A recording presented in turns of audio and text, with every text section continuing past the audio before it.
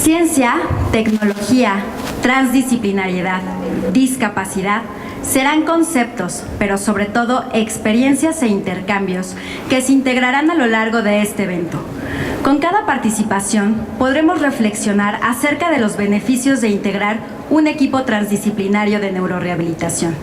Pero además, se mostrarán los últimos avances de la ciencia y la tecnología en las que se apoya la propia neurorehabilitación.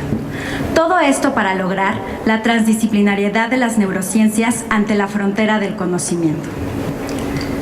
Y hablando de experiencias en neurorehabilitación, el día de hoy me complace presentar al Dr. Martín Iglesias Morales, quien nos compartirá la primer conferencia magistral, Experiencia Mexicana en el trasplante de tejidos compuestos, miembros superiores.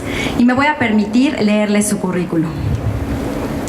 El Dr. Martín Iglesias Morales es cirujano plástico egresado del IMSS. Es jefe de cirugía plástica del Instituto Nacional de Ciencias Médicas y Nutrición, Salvador Subirán. Además, es miembro de la Academia Nacional de Medicina, miembro de la Academia Mexicana de Cirugía y es miembro del Sistema Nacional de Investigadores. Cuenta con numerosas publicaciones y trabajos. Vamos a recibirlo con un fuerte aplauso, por favor.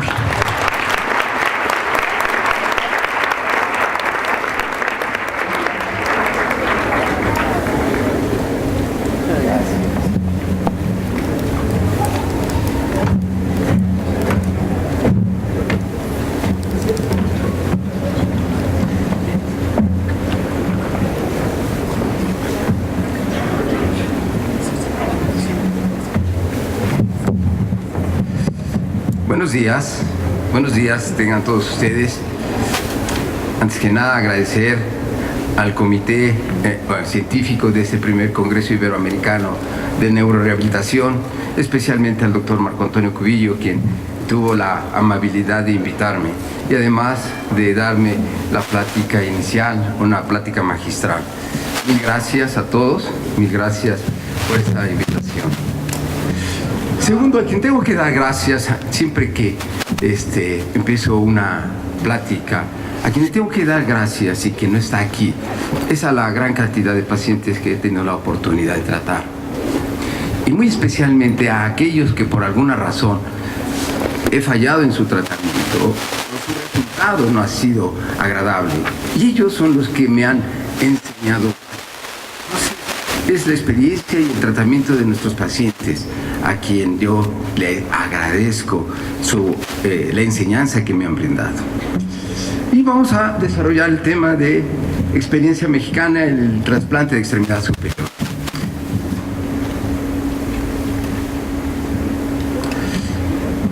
La población de México, como así todas las poblaciones o todos los ciudadanos de los países en vías de desarrollo, están constantemente sometidos a este tipo de lesiones, a amputaciones de la extremidad superior en cualquiera de sus partes a cualquier nivel. Y desafortunadamente esto sucede en diferentes edades de la población. Por ejemplo, tenemos esta paciente que es creo que no alcanza a señalar, en la parte superior derecha, una amputación de brazo de una niña de 12 años por un machete, seguida de una amputación de antebrazo en una mujer trabajadora de 40 años, por una maquiladora, una máquina maquiladora, otra amputación digital múltiple de un trabajador de 40 años también por una guillotina. Y como les dije, todo grupo de edad es susceptible a este tipo de lesión, como es en este niño de 8 años que fue amputado su quinto dedo por una resbaladilla o en una resbaladilla. A veces es posible realizar el procedimiento quirúrgico que es el reimplante cuando el segmento amputado es en buenas condiciones o cuando tienen acceso a un servicio de salud que puede realizar este procedimiento de reimplante. Y los resultados son aceptables. Por ejemplo, la mano izquierda es el brazo reimplantado en cuya apariencia final es muy similar a la mano normal. O el antebrazo reimplantado, en donde a pesar de que existen múltiples cicatrices y no tiene oponencia del pulgar, la flexión digital es suficiente para realizar múltiples cosas. O la apariencia de este señor con el reimplante digital múltiple a la tercera semana de post-reimplante y que desafortunadamente tuvo que irse a su ciudad de origen. Muchos pacientes son tratados de provincia, entonces pues él se va. ¿Cómo fue su rehabilitación? Lo desconocemos. ¿Cuál es su resultado? resultado final también lo desconocemos. O este niño ya con el dedo reimplantado cuya función es aceptable. Pero no todos los pacientes que tienen este tipo de lesiones tienen la posibilidad de reimplante. Y esto es un gran problema de salud en nuestro país. Las mejores estadísticas que tenemos son las del Instituto Mexicano del Seguro Social y quienes nos reportan exclusivamente accidentes de trabajo. Cada año hacen su reporte de accidentes de trabajo y aproximadamente, en el 2012 existieron 422,000 lesiones en diferentes partes del cuerpo y de ellas el 28%, es decir, 151,000 lesiones y un poquito más correspondieron a la extremidad superior. Lesiones de traumatismo superficial, de luxaciones y esguinces, heridas, fracturas, quemaduras, y un 2%, que parece muy poquito, un 2% de todas estas lesiones son amputaciones de mano, muñeca y de brazo. 2% que se traduce en más de 3,000 pacientes amputados que año con año se van sumando a nuestra población, que no tuvieron la posibilidad de reimplante, que tal vez tienen alguna prótesis y que están por ahí, ocultos de la sociedad, escondidos en subempleo y que causan mucha carga social. Estos son 3,000 pacientes por año. Es un gran problema de salud que desafortunadamente, una vez que ya cerramos el muñón, para nosotros como médicos o para el instituto o para la institución de salud, el problema está solucionado. Pero no, apenas empieza el problema. ¿Qué es lo que causa una amputación de una extremidad? La amputación de una extremidad está demostrado por validez científica que es un evento devastador. No es que pobrecito, pues ya no va a tener una mano, va a poder vivir. La verdad es que es muy devastador el evento de una amputación porque sucede en cuestión de segundos en una persona sana y joven, desafortunadamente.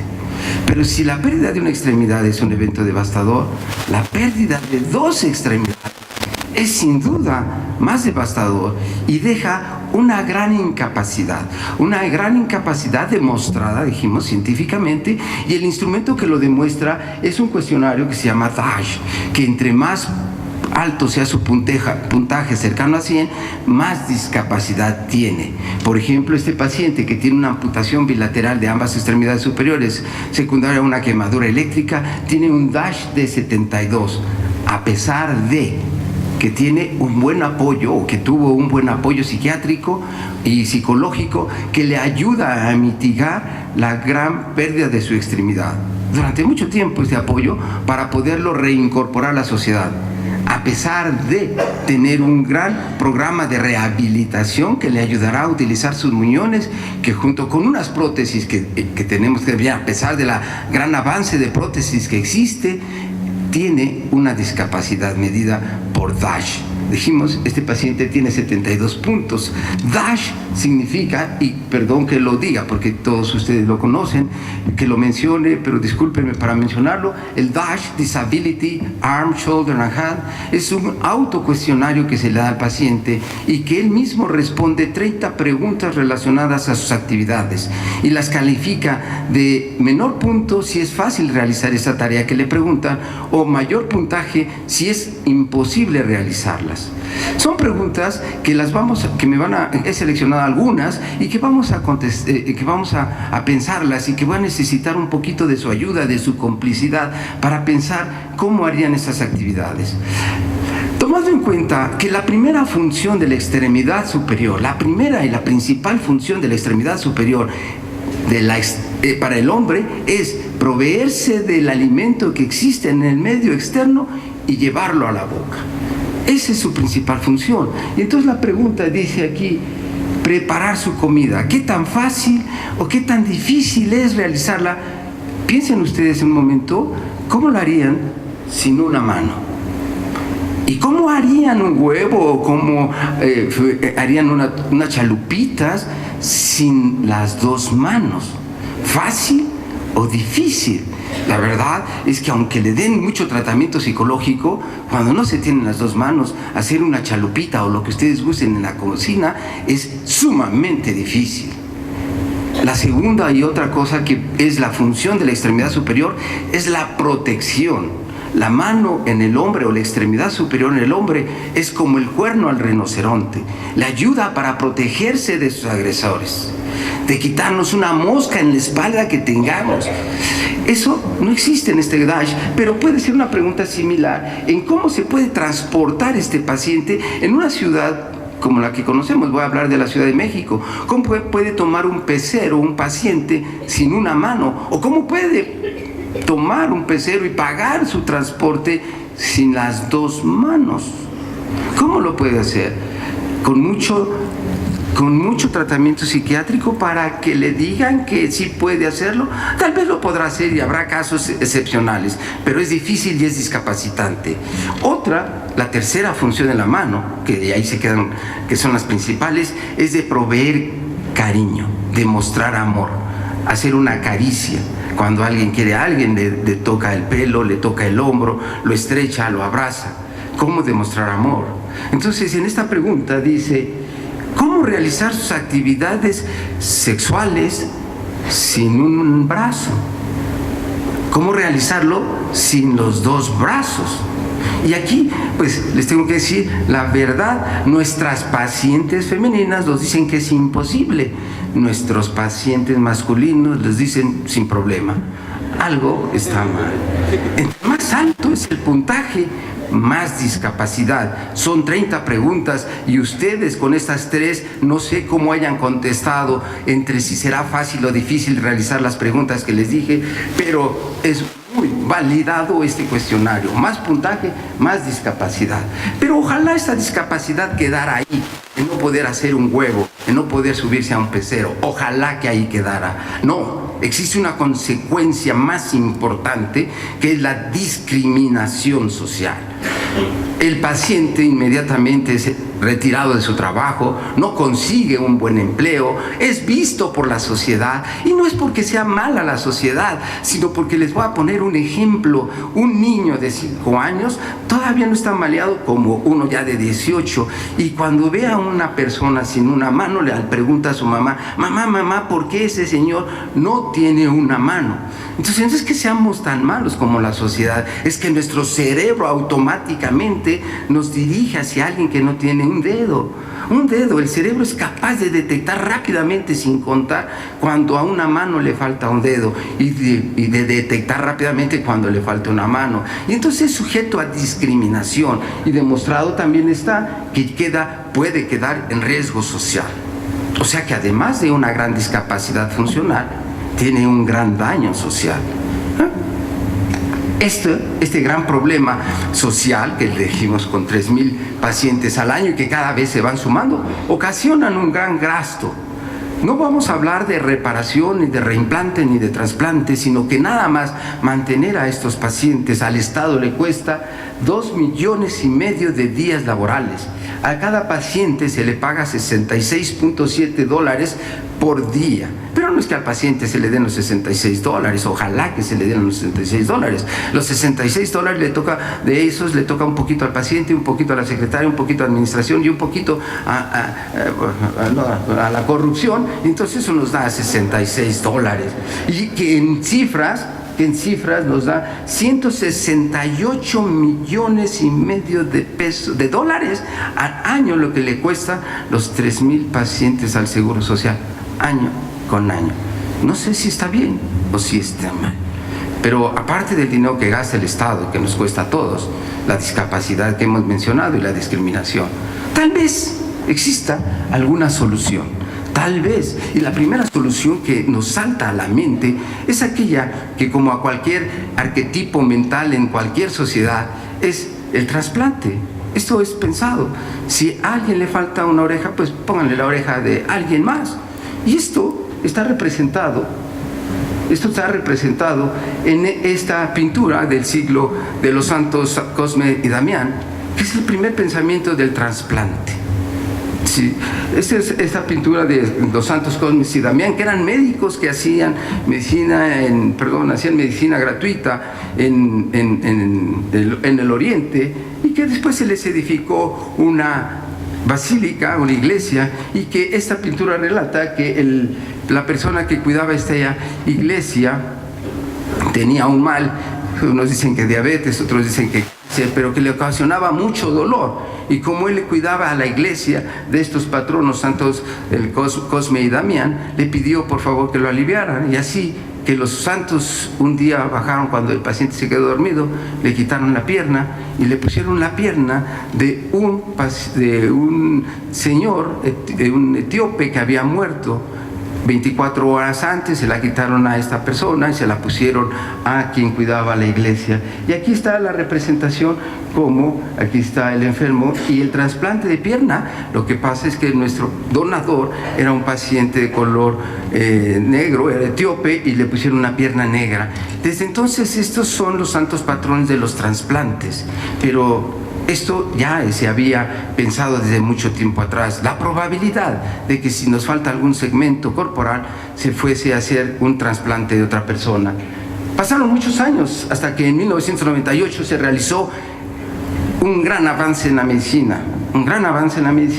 En el septiembre de 1998 en Lyon, Francia, se realiza el primer trasplante de mano en el mundo. Este paciente, Clint Hallam, de 50 años, le trasplantan la mano derecha y pues es un éxito médico, un éxito desde el punto de vista inmunológico, pero desafortunadamente un fracaso en la mala selección del paciente. El color de la mano trasplantada es discretamente más claro que la del paciente, y esto provocó un rechazo social de su esposa, un rechazo social de sus hijos que no lo querían tocar, y él terminó rechazando la mano, dejar de tomar sus medicamentos, y entonces el paciente pidió, la mano fracasó, tuvo un rechazo crónico, no sirvió, se fibrosó, y 2 años después en Inglaterra esta mano fue reamputada. Afortunadamente hubo un segundo trasplante que se realizó meses después, en enero de 1999, el segundo en Estados Unidos, en Louisville, Kentucky, y es la apariencia a 12 años del trasplante. Vean, esta mano es la que es trasplantada, puede hacer la pinza fina, y sin duda, la apariencia estética es aceptable. Les comenté que llevo más o menos como 30 años haciendo cirugía de mano, y las veces que me ha quedado una mano horrible, rígida, seca, torcida, negra, y cuando les digo a los pacientes, ¿sabe qué? Esta mano es accidentable, hay que amputarla y poner una prótesis. En 30 años, tal vez esta pregunta la he hecho más de 100 veces, y hoy por hoy nadie ha aceptado que le amputemos su mano para ponerle algo mejor o más funcional. Entonces la estética tiene que ver mucho en la aceptación de este procedimiento. Veamos la estética de esta mano trasplantada, que es, en mi opinión, muy buena, y que sería imposible sustituirla con cualquier método de reconstrucción que actualmente tenemos.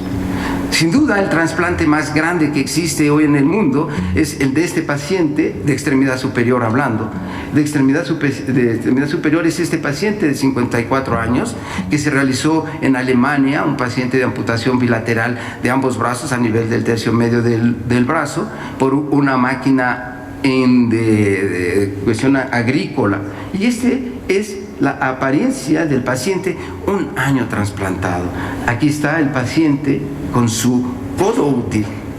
Vamos a hablar más adelante de la función de la mano, pero no me importa mucho ahorita la función de la mano. Sé que estoy hablando ante los rehabilitadores y que esto pudiera tomarse mal, pero permítanme la palabra de decir no me importa mucho, porque la función que gana este paciente es impresionantemente buena. Gana longitud, gana integridad y se quita la discriminación social. No importa que se mueva, gana integridad, gana longitud. Y una vez que obtenemos un codo móvil, tiene la oportunidad de poderse llevar el alimento a su boca, tiene la oportunidad de espantarse una mosca. Entonces, este paciente es hoy por hoy uno de los grandes en los trasplantes superior. Esta está la apariencia a un año. He tenido la oportunidad de ver los videos a 5 años y son verdaderamente, puedo decir la palabra tal vez de emoción, mágicos, maravillosos, bonitos, porque el paciente puede hacer muchísimas cosas por sí misma, no como sus manos lo hacen, no con la habilidad que sus manos tienen, pero sí lo suficiente para vivir él solo, para tener sus actividades cotidianas. Hasta la actualidad se han hecho más de 100 trasplantes en el mundo.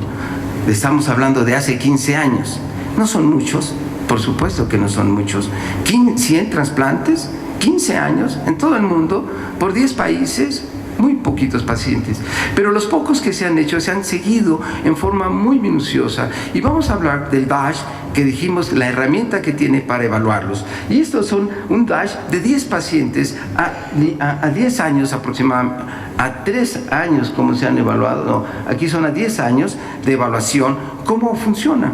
Este es un resumen de 10 pacientes. Entonces, un DASH preoperatorio promedio de 71 puntos. O sea, había gran discapacidad. Dijimos más alto, más discapacidad. Y después del trasplante de extremidad superior, llegan a obtener 43 puntos. Pueden decir, oh, pues no es tan bajo, pero una disminución de 15 puntos en un DASH es una gran ganancia funcional, porque partimos de una gran discapacidad y la bajamos 15 puntos, es extraordinario. Se ha llegado a la conclusión que si obtenemos un DASH 15 puntos abajo del que empezamos, es un éxito el trasplante. Y estos pacientes, entonces, la ganancia es de disminución de 27 puntos, que vale la pena hacer ese procedimiento. Es decir, si es útil, si es bueno. Así es que, después de que eso vimos, pensamos que México podría probar este tipo de tratamiento. Este tipo de tratamiento, que es el trasplante de extremidad superior y que actualmente se denomina aloinjerto compuesto vascularizado. Pero antes de explicarles qué es lo que hemos hecho en este campo de trasplante de extremidad superior, quisiera repasar con ustedes qué es un aloinjerto compuesto, qué significa un trasplante de mano. Bueno, este trasplante de mano está compuesto, básicamente, tiene en su constitución elementos de las 3 capas marginales, pero para términos prácticos tiene elementos altamente antigénicos, que es la piel, que es el músculo y que son los vasos sanguíneos y los nervios. Y tiene otros elementos constitutivos menos antigénicos, que como son los huesos, la grasa, los ligamentos, los tendones. Y que por su constitución, es decir, porque tiene piel, es más antigénico que el riñón. Es altamente antigénico y que para que funcione va a requerir, o para que nuestro cuerpo lo acepte, va a requerir de medicamentos inmunosupresores de por vida. Y los medicamentos inmunosupresores, dije de por vida, desde que lo hacemos hasta que se muera nuestro paciente, hoy por hoy. Y que estos medicamentos inmunosupresores pueden ocasionar efectos colaterales como es diabetes, hipertensión, nefropatía, insuficiencia hepática, puede producir la producción de cáncer y favorecer las infecciones bacterianas y micóticas.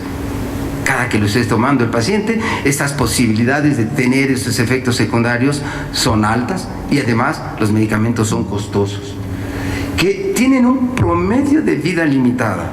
Isquemia, la isquemia lo soportan poquito. En cuanto los obtenemos del donador a cuanto lo revascularizamos en el receptor, tenemos 4 horas. 4 horas es nuestro promedio. Si nos tardamos más, menos función va a obtener nuestra extremidad que vamos a trasplantar, que son externos. No es como un trasplante de riñón que se cierra el abdomen y todo funciona bien. Este es externo y queda sujeto a la crítica de la sociedad, como fue en el primer trasplante. ¿Qué tiene que ver la sociedad? Pues lo mismo que la discrimina, cataloga el resultado del trasplante de mano. Para eso te pusiste a una cirugía, mira cómo te quedó. Y ese comentario es mortal para el paciente. Y también queda a la crítica del paciente, que lo vea, que lo acepte. Todos ustedes dirán, no me importa si tengo manos, que me las pasen de alguien más. Pero cuando se despierte este paciente con la mano de alguien y la vea en el de él, no es tan fácil. Un paciente se tuvo que reamputar las 2 manos que se le trasplantaron porque sentía que el donador lo seguía, y a pesar de años de tratamiento de psiquiatría no dio resultado y se tuvo que donar, se tuvo que reamputar. Dependen de la regeneración nerviosa. No es como un riñón, lo ponen, se revasculariza y empieza a funcionar. No, aquí depende de la regeneración nerviosa. Entre más longitud de nervios se tenga que regenerar, más dificultad de obtener buena función. Un trasplante de brazo, así que a nivel del tercio medio, es muy difícil una buena reinervación de la musculatura intrínseca de la mano. Y que además requieren de rehabilitación. O sea, no son una cosa sencilla como un riñón. Digo, no, un riñón no es nada fácil, por lo sé, pero esto tampoco es nada fácil. Aparte de todo lo que necesitamos, necesita un programa intenso de rehabilitación. Rehabilitación, rehabilitación, rehabilitación, rehabilitación, rehabilitación, rehabilitación. Y donde quiera podamos escribir 20, 50, 100, 300 páginas de rehabilitación, rehabilitación. El éxito, aparte de la cirugía, que es el 50%, el otro 50% depende de la rehabilitación. Y no lo requiere un riñón. Y requiere, en este caso, una persona psicológicamente estable, que requiere cirugías secundarias para obtenerse mayor función. Todo esto hace que este tipo de trasplantes sea costoso, muy costoso, más costoso que el de un hígado, más costoso que el de un corazón. Y entonces el Estado se pregunta, ¿es necesario para la vida? No, entonces no se hace. Como se considera no necesario para la vida, entonces no tiene financiamiento. Entonces, algunos compañeros científicos, algunos colegas, dicen, ¿para qué meter a un paciente a un riesgo de inmunosupresión cuando el procedimiento, cuando las manos no son necesarias para la vida? Sin embargo, debo de decir una frase del doctor Alexis Carrel, 1912, hace más de 100 años, dijo, a veces la calidad de vida es más importante que la vida misma. Y esa frase que dijo el doctor Alexis Carrel, hoy en esa sociedad es mucho más importante. A veces la calidad de vida es muy importante, más importante que la vida misma. Entonces, en mi opinión, algunos dicen que el trasplante de mano es solamente para los discapacitados mentalmente, los desadaptados. No creo, no lo creo así. Este riesgo que hemos mencionado, que lo hemos señalado, que les he dicho, lo comparo con aquellas personas que se suben a una moto y viajan, digo, respeto a quien se suba a una moto, perdón, pero también tiene un gran riesgo, de lesionarse. Este es un riesgo necesario, y el de la moto también es necesario para sentirse bien, satisfecho consigo mismo. Entonces es una gran decisión que un paciente se meta a un trasplante de extremidad superior. Inmunológicamente es un riñón, funciona como un riñón, requiere la inmunosupresión de un riñón, siempre y cuando se trasplante así, como unidad. Pero si se trasplanta la piel solita, se rechaza rapidísimamente, muy rápido, y requiere más inmunosupresión. Entonces parece ser que el hueso que se trasplanta junto con la extremidad superior tiene un carácter inmunomodulador. Tiene otras características este tipo de trasplantes. Es una cirugía que dura de 15 a 23 horas, una cirugía que tiene mucho sangrado, una cirugía que pueden transfundirse hasta 20 unidades de sangre. En el hospital, por ejemplo, cuando se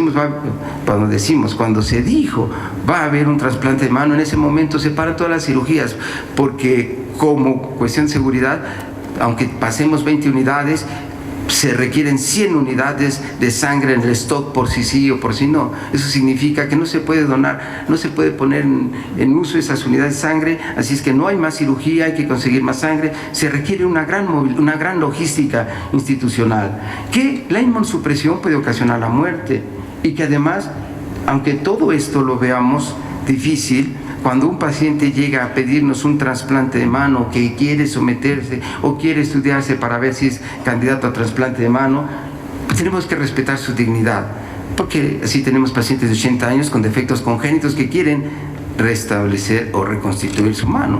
Existe alguna razón y esa la tenemos que respetar. Que la regeneración de la musculatura intrínseca es probable que no se obtenga, ya sea que el trasplante sea a nivel de muñeca, que es más sencillo que se obtenga una reinervación de la musculatura intrínseca, o que sea a nivel del codo, menos probable, o si es a nivel del brazo, menos probable que la reinervación intrínseca suceda. La reinervación intrínseca de la musculatura intrínseca de la mano es para que nos dé toda la fineza que la mano tiene. Y pues todos los pacientes recuperan sensibilidad. A la larga, aunque esto es lo más tardado a recuperar, todos tienen sensibilidad suficiente para discriminar frío o calor, para poderse vestir, para estar en la cocina y hacer lo básico de la cocina. Bajo estos criterios, a pesar de todas las problemáticas que les he descrito, bueno, pues el Instituto Nacional de Nutrición decidió evaluar qué tan viable es este programa para nuestro país.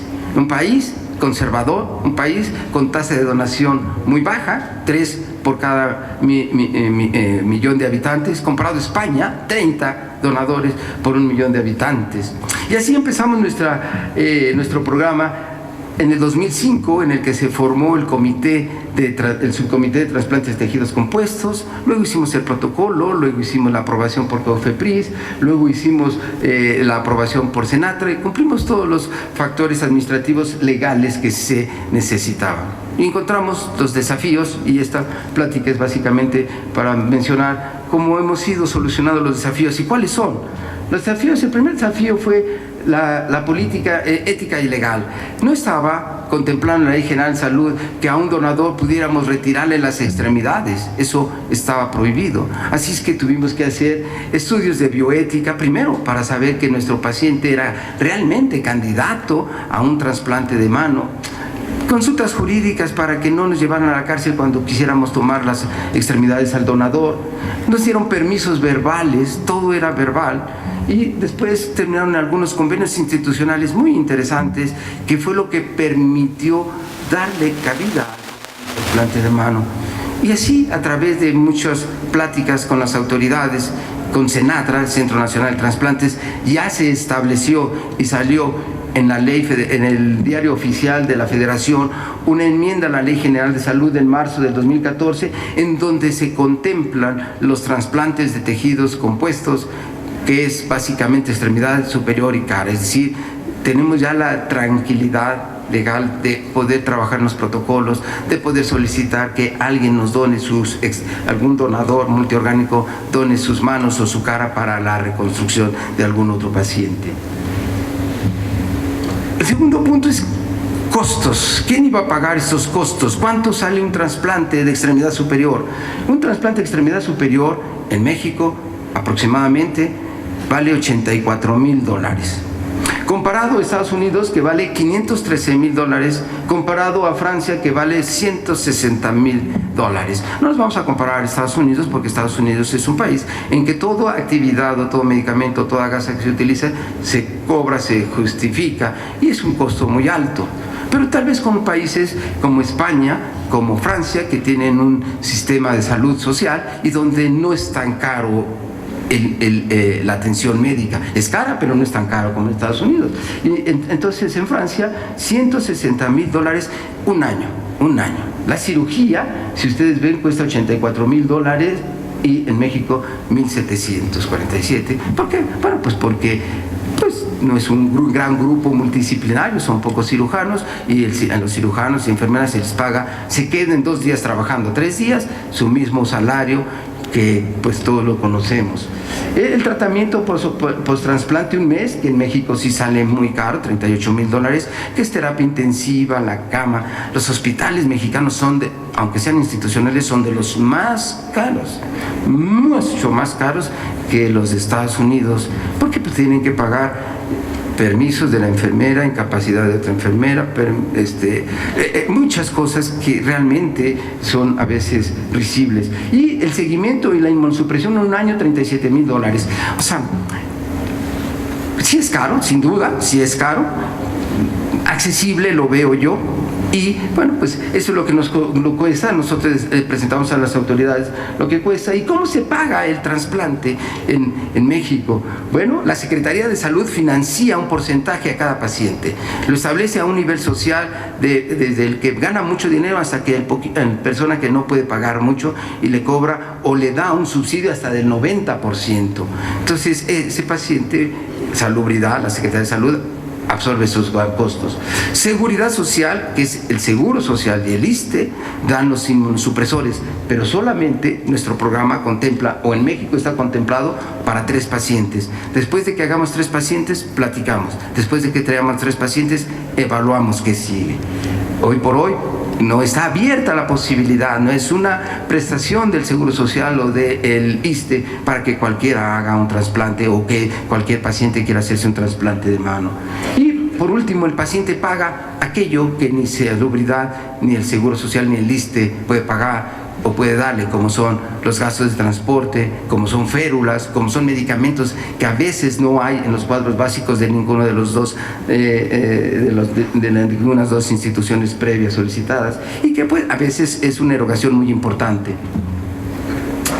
Tercer desafío, encontrar al receptor ideal. Vamos a ver qué es el receptor ideal. El receptor que tenga un paciente sano, que no tenga diabetes, que no tenga hipertensión, que no tenga ninguna enfermedad, ¿sí? Que tenga amputación bilateral de ambas extremidades, que sea psicológicamente estable. Y ahí viene la dificultad. ¿Quién? Pedí complicidad de todos ustedes hace rato. ¿Quién de ustedes puede decir que psicológicamente está estable? No quiero ofender, pero qué difícil. El primer paciente fracasó porque no estaba psicológicamente estable. Pero les puedo decir que de acuerdo a los 100 pacientes, el 30% de los 100 son estables. Es decir, el 70% se ha variado en la evaluación de la selección del paciente. El 70%. Hoy por hoy nuestro paciente ideal, nuestro paciente que tenemos parece que es estable, pero no lo es. Entonces, eso es buscar el paciente ideal, estable. Pero si además se pide que el paciente sea psicológicamente estable, el núcleo familiar, la esposa, la abuelita, la tía, el hermano, la novia, debe ser psicológicamente estable también. O sea, eso ya es mucho, ¿no? Ya un paciente estable, difícil. Ahora, además su familia estable, pues, entonces... Sí, pero tenemos que hacer ese trabajo psiquiátrico, psicológico, porque el éxito de la función depende de eso también. Que tenga además seguridad social o que tenga dinero para pagar los inmunosupresores. Esas son las características básicas de un paciente que es candidato a trasplante de extremidad superior. Hay muchas más, pero son las básicas. Encontrar al donador. Encontrar al receptor es difícil. Encontrar al donador. Un donador que debe tener muerte cerebral, que debe tener corazón latiendo, que debe ser hemodinámicamente estable, que debe de ser donador multiorgánico. Ese donador debe decir, o los familiares del donador deben de decir, perdón, quiero donar todos mis órganos. Cuando los familiares digan esa palabra, quiero donar todos los órganos de mi familiar, en ese momento tenemos que pedir los brazos o la cara. Pero si no dice todos los órganos, no debemos acercarnos a los familiares porque podemos comprometer la donación del riñón o del hígado. Debe ser compatible con grupos sanguíneos, no debe tener enfermedades como hepatitis B, hepatitis C o SIDA, y debe ser compatible antropométricamente. Además de todo, debe ser de igual color, de igual tamaño, de similar peso, de similar constitución. Y entonces ustedes se imaginan la dificultad para encontrar un donador de riñón, que no nos piden el tamaño, el peso, el color de la piel. Ahora encontrar un donador de extremidades que además tenga esas características antropométricas con el receptor, entonces eso se hace más difícil. Que no tenga traumas en las extremidades y que no tenga ninguna enfermedad enfermedad sistémica que afecte la extremidad. ¿Cómo vamos a encontrarlo? El grupo en el cual yo pertenezco se denomina Tlalpantin. Está constituido por muchos jóvenes, no viejitos, jóvenes de 20, de 22, de 24 años, a veces más chiquitos. Y ellos son los que me han ayudado a hacer toda la difusión de concientización de la sociedad para que se donen extremidades y cara. Entonces ellos pues han hecho, miren, la página de Tlalpantin, el Facebook, el Twitter. ¿Dónde iba yo a manejar el Twitter? Ellos manejan el Twitter. Y bien, y fuimos el primer grupo a nivel mundial que tuvo un Twitter específico para trasplantes. Todas las otras universidades tenían Twitter, pero tenían un Twitter para la universidad. Es un Twitter específico para trasplantes en México. Desarrollaron sus trípticos, van a dar pláticas, van a dar conferencias a primarias, a terapias intensivas, con tal de motivar a los pacientes. Hacen sus campañas de donación. Por ejemplo, estamos entrando al trasplante de cara y ellos hacen su campaña. ¿Existe el trasplante de cara? Sí, Tlalpantin lo hace. Ellos hacen su publicidad, ellos diseñan cómo van a salir y lo mandan a través de las redes sociales, que son extraordinarias. y cada vez me sorprendo, más extraordinarias. Encuestas que se hacen a través de WhatsApp que nunca lo hubiéramos podido hacer como los métodos tradicionales. Y otro a través de cómic. La mejor manera de educar una sociedad es a través de un cómic. Nos ganó el libro vaquero. El libro vaquero se vende muchísimo más que cualquier journal o medicine. Y además el libro vaquero pasa de mano en mano. Y además se revende el de hace 10 años en los puestos de periódico. Es extraordinario. Tomando esas grandes ideas, pues hicimos un cómic que está destinado a la población joven, de secundaria hacia abajo, en el que relata lo siguiente.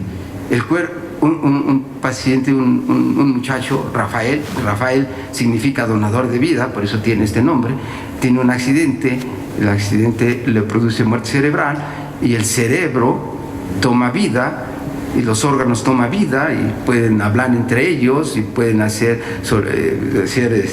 consultas a través de internet, y el cerebro les dice que ya se va a morir, pero que su última misión que les encomienda es que hagan un plan maestro para salvarse. Ellos se tienen que salvar y ellos empiezan la lucha para salvarse. Está muerto el cerebro, pero los órganos están vivos, y así los riñones platican uno al otro, el hígado entre ellos, y hacen un gran plan maestro en donde la mano, así es la historia, pues va a entrar en contacto con los humanos para pedirles que los trasplanten y así se puedan vivir en otro cuerpo. Entonces eso se va a difundir en la sociedad. Otro desafío, capacitación del equipo. 100 trasplantes en el mundo en 15 años. ¿Dónde nos vamos a capacitar? Todo un gran equipo. ¿Cómo lo vamos a mantener? No tenemos dinero, no tenemos dónde practicar, no tenemos que hacer cosas. Entonces, la motivación del equipo es muy importante. Hacemos disecciones en cadáveres, hacemos pláticas, que nos invitan, muchas gracias. Todo esto, alguna motivación para el equipo, para toda mi gente, para todos los niños, para todos los que están con nosotros, pues buscamos foros para platicar, estimularnos y capacitarnos de la manera que podamos para cuando llegue el momento de hacer el trasplante.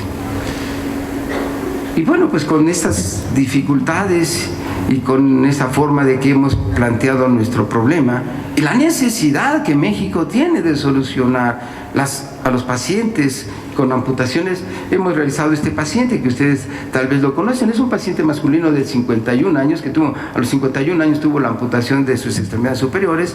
A los 52 años, que eso fue en el año 2012, se hizo un trasplante de extremidad superior a nivel de antebrazo. Esos son los brazos que son obtenidos de un donador. Aquí están los brazos ya procurados y después trasplantados. Por supuesto, habrá una plática de la rehabilitación de este paciente. Yo les diré cosas muy básicas de la rehabilitación.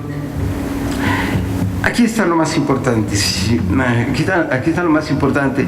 Las reparaciones que hicieron a nivel del tercio medio del brazo. Aunque parece que es un trasplante de antebrazo, las reparaciones son muy proximales. Se repararon 19 músculos, arterias, venas, etc. El tiempo de procuración fueron 3 horas. El tiempo de traslado del sitio donde procuramos los brazos a donde llegó al hospital donde está el receptor, 1 hora. Tiempo de isquemia, 7 horas. Y se acuerdan que dijimos 4 horas era lo permisible. Duración de la cirugía, 17 horas. Transfusión, 20 paquetes. Esa es la apariencia de nuestro paciente a 60 días. Sí. Es importante la rehabilitación mencionar cuánto tiene de fuerza, cuánto tiene de capanchi, cuánto tiene de sensibilidad, cuánto tiene de rango de movimiento en cada articulación.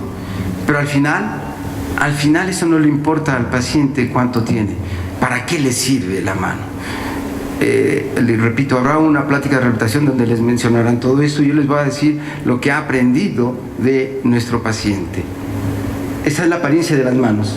Y esa es una gráfica que nos muestra, que intentaré explicar, las reacciones de rechazo, que son las flechas rojas. Estas reacciones de rechazo las tenemos que tratar y estas Esta línea ondulada azul es el nivel del medicamento inmunosupresor. Debe estar en 10 nanogramos aproximadamente. Y ustedes ven que anda ondulando. Y eso es porque damos medicamentos genéricos. Desgraciadamente no tenemos de marca. Y estos medicamentos nos hacen grandes fluctuaciones que nos predisponen a las reacciones de rechazo, que esta es una de ellas. Miren ustedes cómo se ve, como un salpullido. Eso es lo que he aprendido de Gabriel. Esa es una crónica que ganó un premio internacional de periodismo, se denomina Las manos, el hombre enamorado de las manos del otro. Y ahí aprendí para qué sirven las manos. Dice, ¿por qué no habría de quererlas? Si son las que me visten, son las que me peinan, son las que me dan de comer. Todos ustedes no saben para qué sirven las manos porque tienen manos. Pero él aprendió a valorar las manos una vez que no tuvo. Él no tuvo manos y se vio en grandes problemas. Tiene manos, hoy las quiere, hoy las cuida. Y él las menciona en esta crónica, son como unos cachorros, son como un bebé. Las toca como bebé porque la quieren, porque cuando alguien quiere a alguien lo acaricia y él acaricia sus manos. Esto hace esas actividades en esta crónica. No puedo dejarme vencer, dice él, no, porque una parte del donador está viviendo aquí, conmigo. Sería como dejarlo morir otra vez si él frena la rehabilitación, si él no logra el objetivo de la rehabilitación, sería como dejarlo vivir otra vez.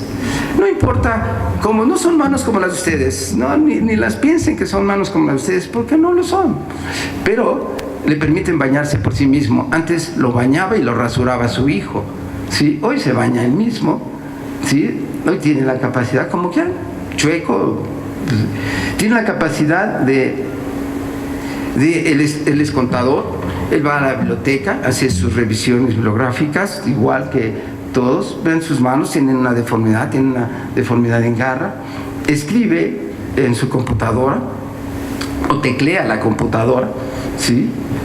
Aquí se alcanza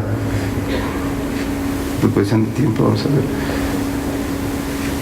En este video me dijo, doctor, el riesgo que he tenido, el dolor que he pasado, todo eso, por estos minutos de baile con mi esposa, vale la pena. Entonces, él está feliz, sirve para eso las manos. Para eso le sirve. Antes no podía hacer eso, no podía bailar rock and roll, no podía... permite, bueno, pues hacer sus actividades. Él está buscando regresar a su trabajo original, que era un perito en contabilidad, y es un caso que ha sido muy difícil porque ahora no hay antecedentes de que primero lo jubilen y lo invaliden y luego lo regresen a su trabajo, y esto es lo que le permiten las manos a hacer.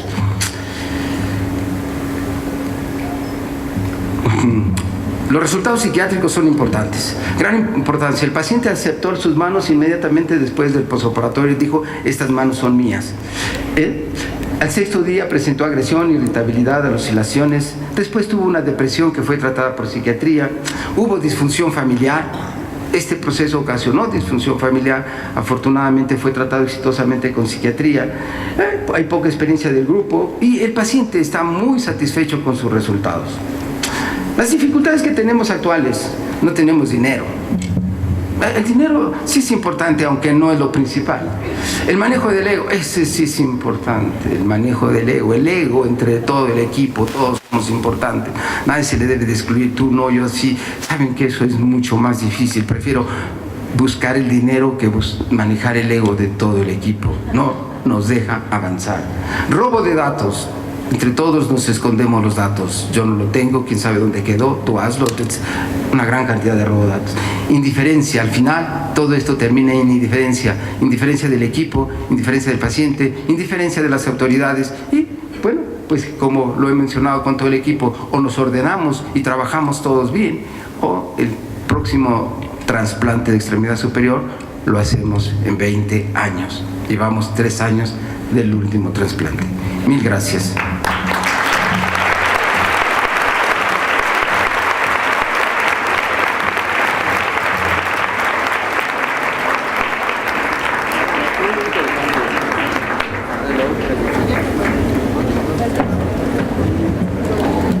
Muchas gracias. gracias, doctor Martín.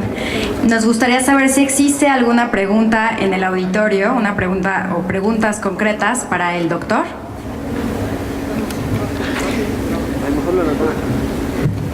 Aquí en la parte de enfrente, por favor.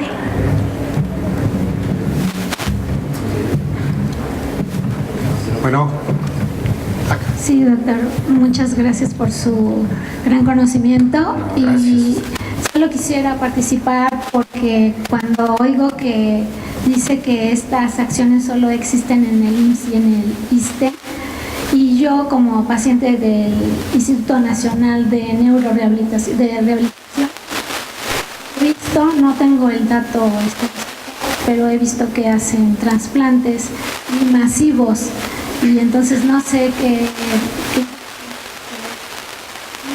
extraordinario. Y bueno, muchas gracias por la labor que hace, porque lo que nos presenta, pues como dices, es maravilloso, es extraordinario y pues gracias, ¿no? No, gracias a ustedes. No solo en el seguro, en el ISSSTE, lo que mencioné fue el seguro y el ISSSTE son los que dan los medicamentos. Ahorita que yo sepa, y así está, trasplantes está nada más en el Instituto Nacional de Nutrición, es el único programa abierto.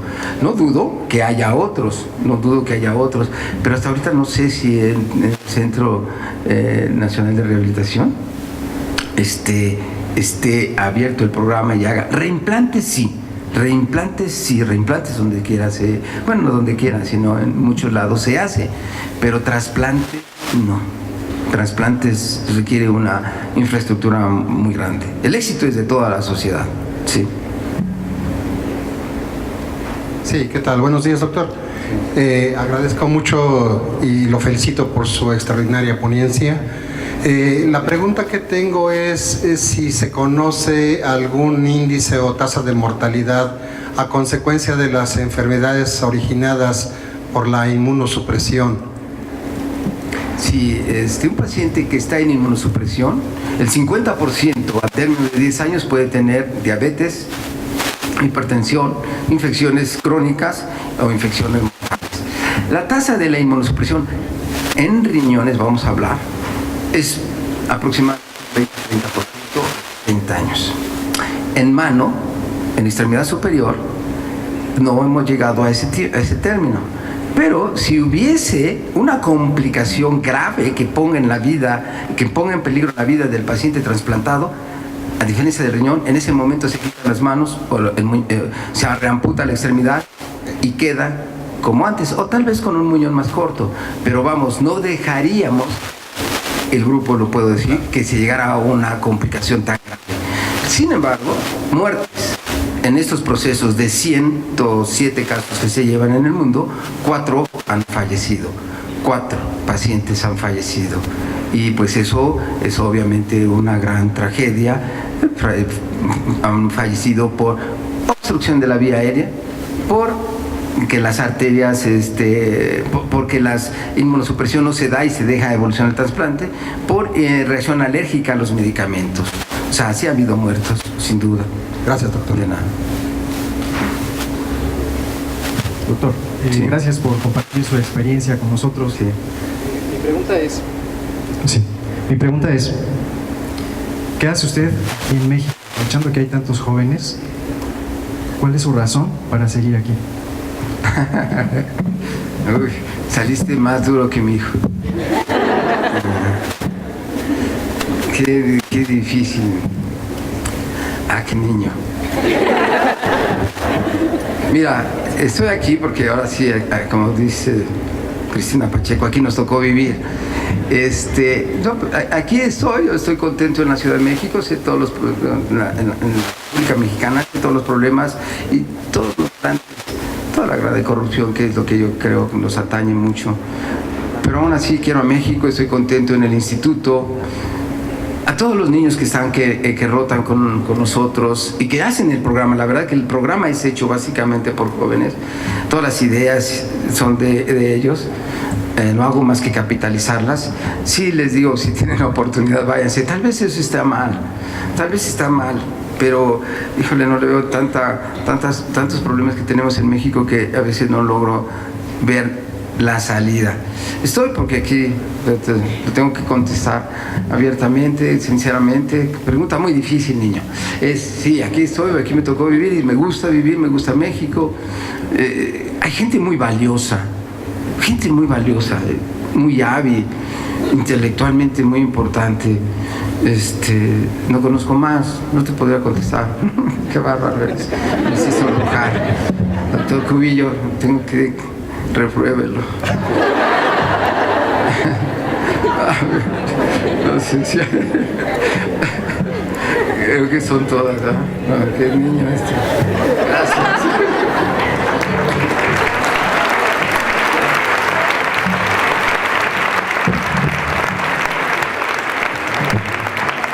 Muchas gracias, doctor Martín Iglesias, por su valiosa conferencia.